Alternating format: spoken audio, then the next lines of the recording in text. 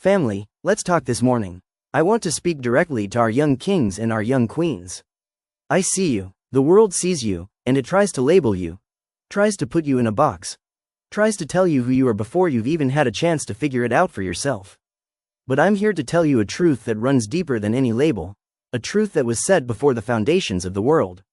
Before your mama and daddy knew your name, before your grandparents dreamed of you, before the first ship ever crossed the Atlantic, before the pyramids were built in Kemet.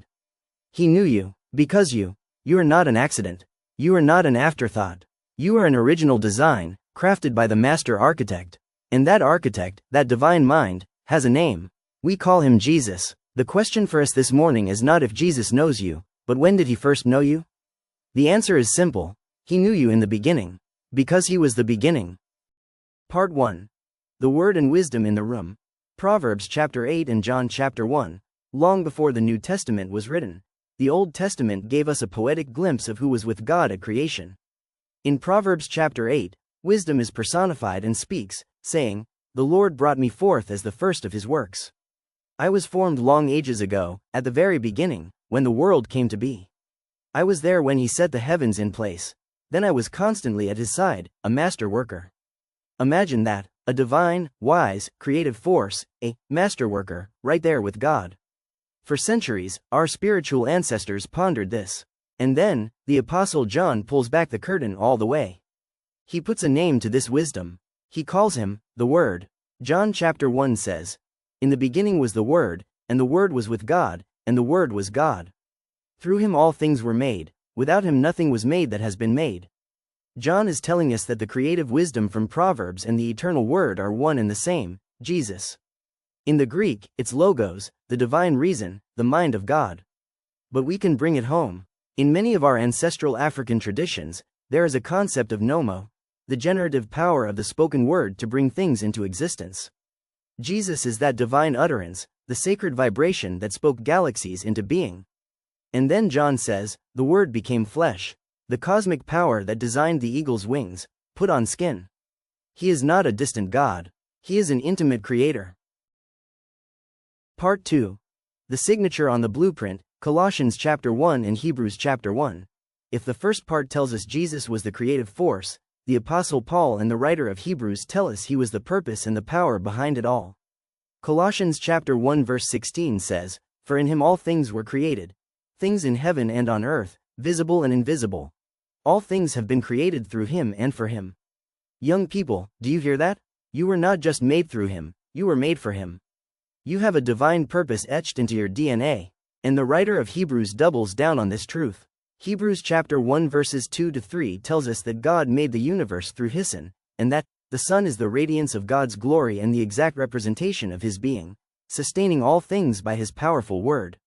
He is the cosmic gravity holding your very molecules together.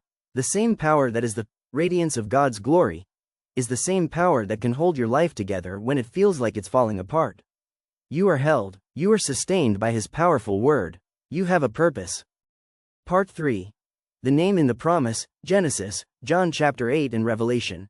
Now, somebody might be thinking, "Preacher, where was Jesus in Genesis?" Well, the Spirit was moving from the very beginning. Genesis chapter 1 verse 2 says before creation really kicked off, the Spirit of God was hovering over the waters. The whole triune team was on the scene from verse 1. And that's why in Genesis chapter 1 verse 26, when it came time to make the masterpiece, humankind, God says, "Let us make mankind in our image." Who is the us? Who is the our? That was divine counsel. The Father, the hovering Spirit, and the Son, the Word, Jesus, were all right there, collaborating on your design. But Jesus didn't just leave hints. He declared his eternal nature himself. When people challenged him, he told them in John chapter 8 verse 58, "Very truly I tell you, before Abraham was born, I am." When he said, "I am," he was using the same holy name God gave to Moses at the burning bush. He wasn't just saying he was old, he was saying he is the eternal, uncreated God. He is the beginning and the end of the story.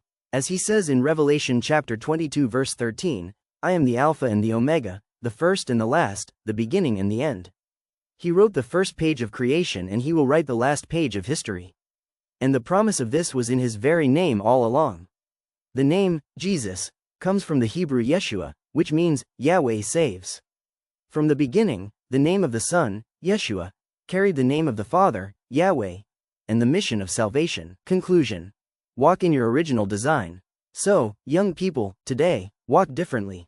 You were conceived in the mind of Christ, the eternal wisdom, before the world began. You were spoken into being by the Alpha and Omega. You were created not just through Him, but for Him. You are held together by His powerful word, and your salvation was planned from the very beginning, embedded in His very name. You are not a copy. You are not a mistake. You are an original blueprint, a divine design, fearfully and wonderfully made. Now walk like you know who you are, because you know whose you are. Amen. Group discussion and reflection. How does knowing you were part of God's original blueprint change how you see yourself and your purpose? In what ways does our culture today try to label us? And how can the truth of Christ as the logos help us resist those labels? Why is it important to connect our Christian faith with our Black history and identity?